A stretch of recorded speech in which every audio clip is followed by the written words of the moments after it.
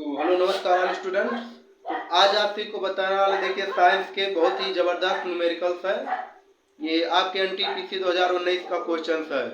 तो मेरा ये चलाने का मकसद है बाबू, मैं पर डे आपको साइंस का 5 से 7 न्यूमेरिकल्स देंगे जो हर चैप्टर के मोस्ट इम्पॉर्टेंट रहेंगे। वो गारंटी है मेरा, लगभग जितना मैं न्यूमेरिकल आप सभी लोग को सामने पेश करेंगे, अगर उस न्यूमेरिकल को आप बराबर देखेंगे तो आप काफ़ी आपका सूत्र तैयार होगा यहाँ से, और आप परीक्षा में जरूर आप बेहतर करके आएंगे। कुछ ना कुछ आपको जरूर यहाँ से मिल जाएगा। तो चलिए देखिए क्वेश्चंस को आप हम बताते हैं कि ये क्या लगा हुआ है या क्वेश्चन कैसे आया है, कैसे इसको सॉल्व करना है। तो आप सभी लोग जरूर हमें, अगर चैनल पे नए हैं तो हमें फॉलो कर लीजिएगा। आप सभी लोग क्वेश्चन देखिए क्या पूछा गया था इसमें।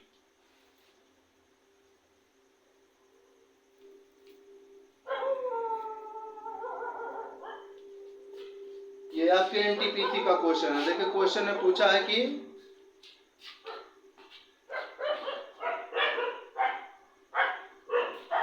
क्वेश्चन देखिए देखने में काफी जो है जबरदस्त लग रहा है क्वेश्चन, लेकिन सवाल इसमें कुछ है नहीं ज्यादातर दम इसमें।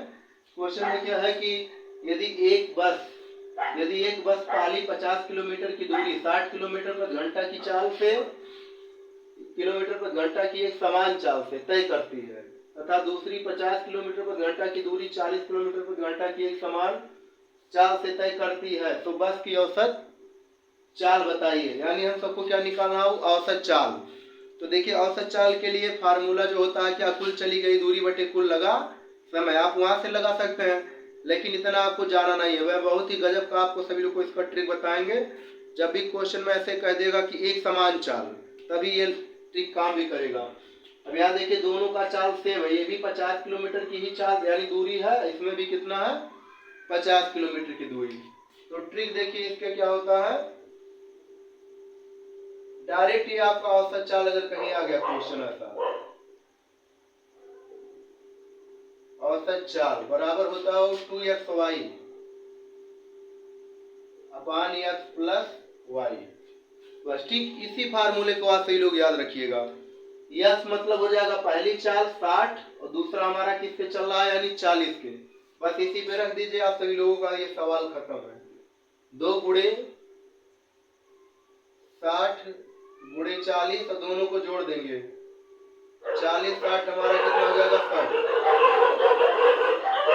ये दोनों मान से इनको हम काट देंगे।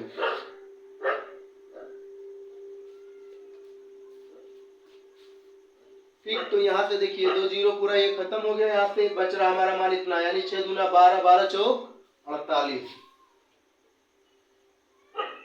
यानी कितना आ जाएगा 48 किलोमीटर प्रति घंटा। बस इतना ही सवाल का था, यानी कौन सा सही हो जाएगा, ऑप्शन बाई ए इस सवाल का आंसर हो जाएगा। तो आप सभी को गजब का ये हमारा जरूर क्वेश्चन आप सभी को पसंद आया होगा। चलिए एक क्वेश्चन और इसी तरह सभी लोगों के सामने कराते हैं। तो चलिए देखिए इसी तरह दूसरा क्वेश्चन देखिए, मैंने सिर्फ मान इसमें चेंज कर दिया है।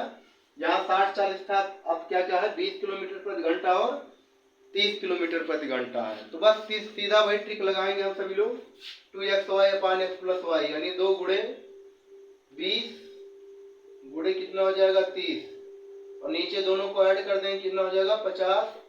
ये जीरो से काट देंगे 5 छक 30, 2 दूना 4 4 छक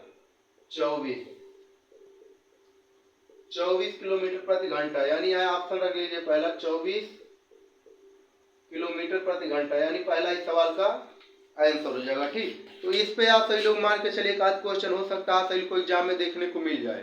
तो ऐसा क्वेश्चन जब भी आ जाएगा तो 2xy अपान x प्लस वाई इस फार्मूले को आप सही लोग ध्यान रखिएगा।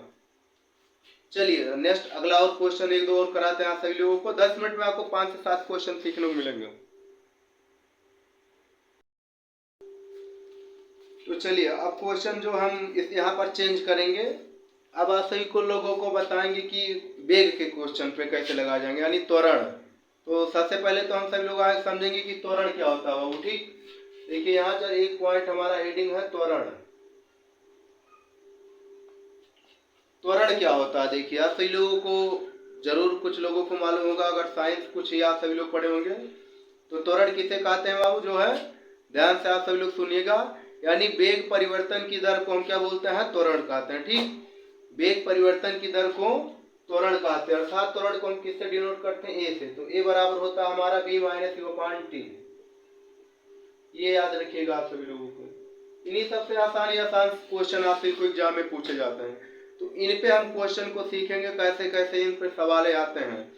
तो चलिए देखिए बाबू, थोड़ा लिखने में हमें बोर्ड पे काफी टाइम ले लेता है। तो यहाँ पर देखिए किताब पे दिया है क्वेश्चन, यहाँ पर होगा, आप सभी लोग को दिख रहा है। मैं इस पे क्वेश्चन पढ़ रहा है, बाकी आपको समझाने का क्वेश्चन मैं ब्लैक बोर्ड पे करेंगे। तो क्वेश्चन इसमें देखिए बाबू दिया है कि एक लड़की साइकिल से स्कूल जा रही है।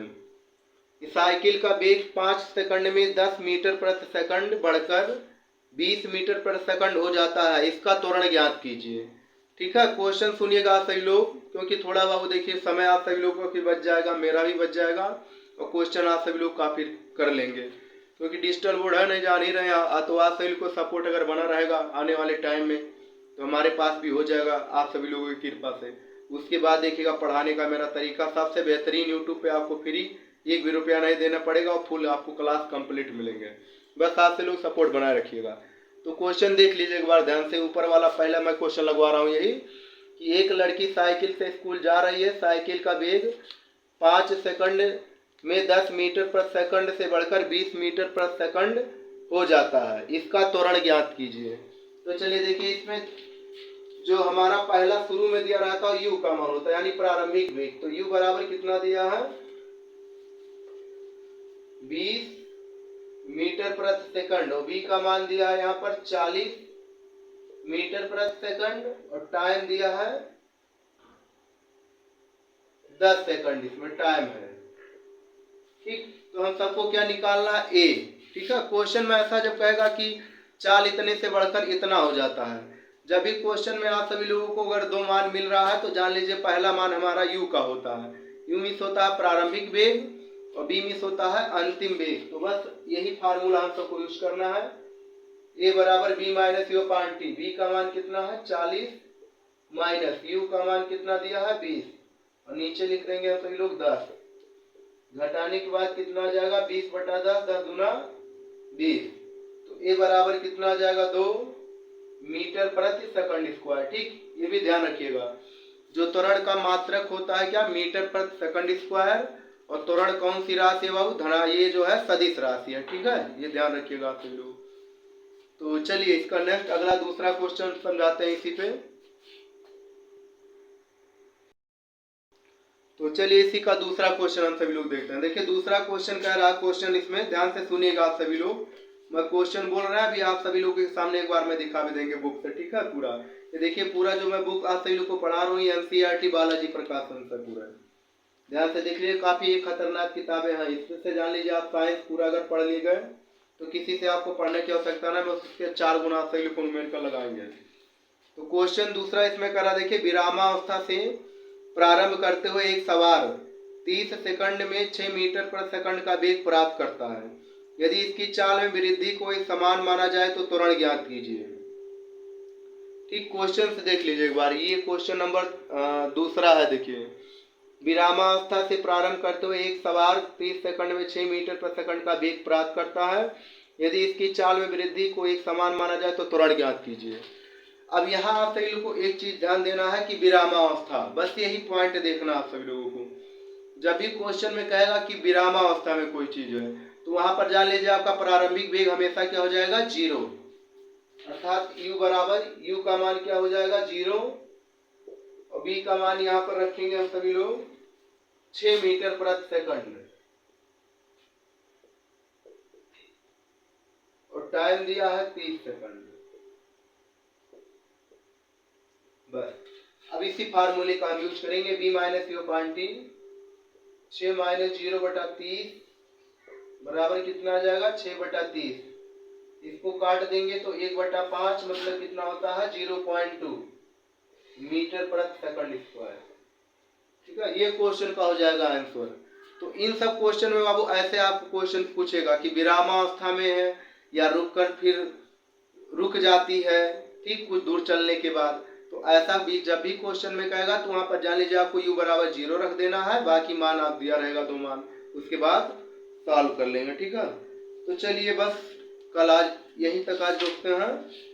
इसके बाद नेक्स्ट डे आप सभी लोगों को अगला क्वेश्चन जो है,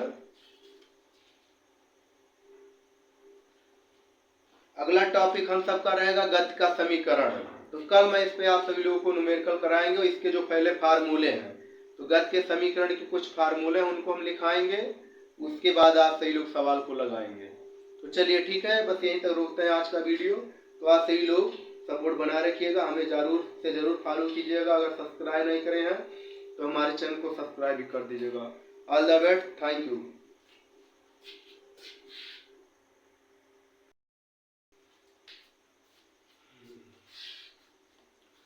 तो हेलो, जय हिंद दोस्तों, नमस्कार। माय यूट्यूब चैनल में आप सभी का हार्दिक स्वागत है। तो आज आप सभी को हम बताएंगे साइंस के महत्वपूर्ण क्वेश्चंस जो आपके एनटीपीसी या अदरवाइज कोई भी परीक्षाएं हो जो उनमें पूछे गए क्वेश्चंस हैं। तो मैं पर डे आपको 5 मिनट 10 मिनट ऐसे रेगुलरिटी साइंस का क्लास चलाएंगे, जिसमें आपको अच्छे अच्छे टॉपिक्स मिलेंगे जो आपको एग्जाम में काफ़ी यहाँ से आपको फ़ायदा मिलने वाला है। तो ये 3 से 4 क्वेश्चन देखिए एग्जाम में काफ़ी बार ये आए हुए पेपर में है और आने के चांस भी काफ़ी हैं। तो पहला देखिए जैसे दिया इसमें कि रासायनिक संयोजन का नियम, ये किसने दिया है बाबू। ठीक, ऐसे डायरेक्ट जो भी क्वेश्चंस बनते हैं एग्जाम में सीधे इन्हीं सब क्वेश्चन से फिर पूछता है। इसके बाबू जनक कौन माने जाएंगे, एंटोनी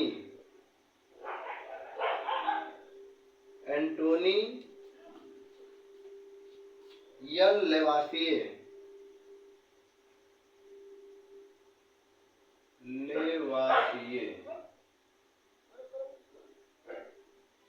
ठीक, तो रासायनिक संयोजन का नियम किसने दिया था, एंटोनी यल लेवासिए। इसी तरह देखिए इसमें जो है दूसरा दिया है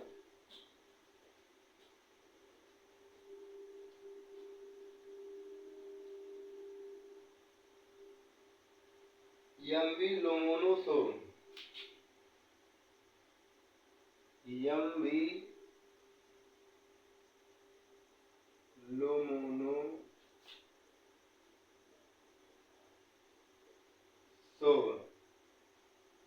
ठीक, एमवी लोमोनोसोव ये वो है हमारे जो है द्रव्यमान संरक्षण या द्रव्य की अविनाशिता का नियम, एमवी लोमोनोसोव ने दिया था। ठीक, तो ये 2 क्वेश्चन है ऐसे आपको मैं पर डे क्वेश्चन जो भी इसमें है छाट को आपको पर डे से मिलता रहेगा, जहां से आप अपने बेसिक को काफी मजबूत कर सकते हैं। तो रासायनिक संयोजन का नियम किसने दिया था, एंटोनियन यल लेवासिए।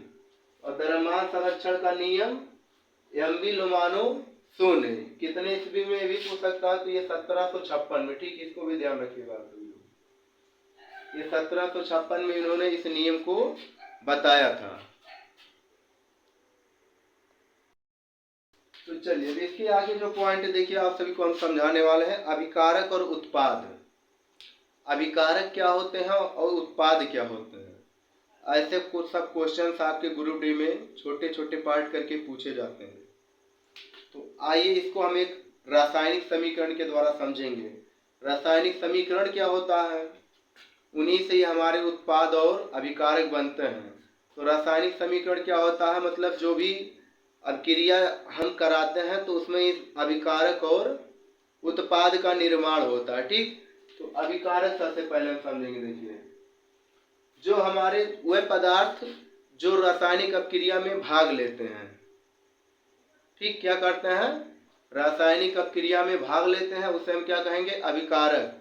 और जो भी रासायनिक अभिक्रिया में भाग लेने के बाद नए प्रोडक्ट अर्थात उत्पाद बनते हैं, उन्हीं को हम बोलते हैं उत्पाद। जैसे देखिए अभी एक समीकरण के द्वारा आप सभी लोगों को सॉरी जो है थोड़ा जुकाम का पॉइंटेड है, इसीलिए तो इसके लिए मैं क्षमा चाहूंगा। तो चलिए आइए हम सभी लोग समझेंगे अभिकारक और उत्पाद क्या होता है। जैसे देखिए मैं समीकरण आप सभी को बता रहे हैं, CaCO3। ठीक, ये क्या हमारा जो है, अभी इसमें आप सभी लोग को अभिकारक और उत्पाद दोनों क्लियर हो जाएगा, आप कभी दिक्कत नहीं होंगे।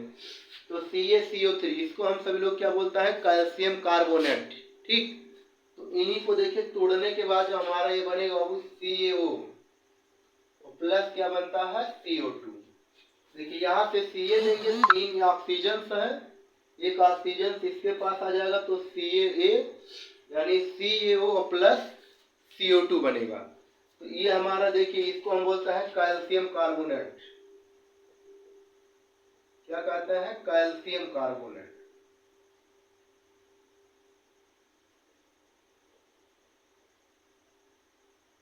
ठीक, ये हमारा जो मिला है इधर CaO यानी कैल्शियम ऑक्साइड और CO2 यानी कार्बन डाई ऑक्साइड। तो यही चीज यही है हमारा, जो इसमें हमने रासायनिक स्ट्रक्चर लिखा यही हमारे क्या कहलाते हैं? अभिकारक। अभिकारक।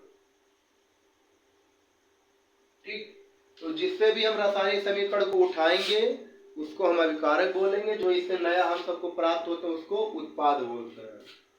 ये जो पार्ट हमारे प्राप्त हुए इनको हम क्या बोलेंगे? उत्पाद। ठीक, मान लीजिए इसमें आप सबको चेक करना है कि क्या ये जो मान दिए गए हैं क्या इनका द्रव्यमान जो है स्थिर है कि चेंज हो सकता है। तो जैसे मान लीजिए यहाँ ये कैल्शियम कार्बोनेट है, यहाँ से हमने 100 ग्राम लिया, ये कितना ले लेगा इसमें? मान लीजिए 56 ग्राम प्राप्त होगा इससे, ये कितना होता है? 44 ग्राम। तो इस वाले साइड को लेके इधर वाले को दोनों को चेक करेंगे। देखिए ये पूरा हमारा 100 ग्राम है पूरा, इधर वाले साइड को 56 प्लस 44 अर्थात 100 बराबर क्या हो गया बाबू? 100 ग्राम। दोनों साइड हमारा क्या है? इक्वल। अर्थात इसका मतलब क्या है कि बाबू हमारे इस समीकरण में कोई भी द्रव्यमान का मान इधर उधर नहीं हुआ, अर्थात यहाँ पर द्रव्यमान हमारा क्या है? संतुलित है पूरा। ठीक, इसका कहने का मतलब है कि यहाँ हमारे द्रव्यमान में कोई परिवर्तन नहीं हुआ। ठीक है, बस इतना ध्यान रखिएगा सभी लोग। तो आज सभी लोगों को ये डाउट आज क्लियर हो गया होगा कि अभिकारक क्या होते हैं और उत्पाद क्या होते हैं। तो ठीक, तो इतना टॉपिक था बाबू आज के लिए। अब हम आप सभी लोगों को अलग कुछ टॉपिक्स बताएंगे और फिजिक्स के। ऐसे आपको पर डे 5 मिनट 10 मिनट मिलेगा। कुछ पॉइंटेड आपको केमिस्ट्री के और कुछ मैं इसमें देंगे आपको भौतिक विज्ञान के। मैं 2 पार्ट चलाएंगे आपको। संडे या शनिवार को फिर उसमें जीव विज्ञान का भी क्वेश्चन आपको मिलेंगे। टाप जो छटे हुए क्वेश्चन रहेंगे, बेहतरीन तरीके से हम समझाएंगे। तो चलिए ठीक है, all the way, thank you, जय हिंद, जय भारत। आप सभी लोग सपोर्ट बना रखिएगा और हमें फॉलो नहीं करें तो फॉलो कर लीजिएगा। और हमारे चैनल का नाम है स्टडी बाय उमासन। मैं यूट्यूब पे भी बनाता हूँ, एक दूसरा मेरा है USP एकेडमी, धीरे धीरे मैं उस पर भी स्टार्ट करने वाला हूँ। तो all the best, thank you.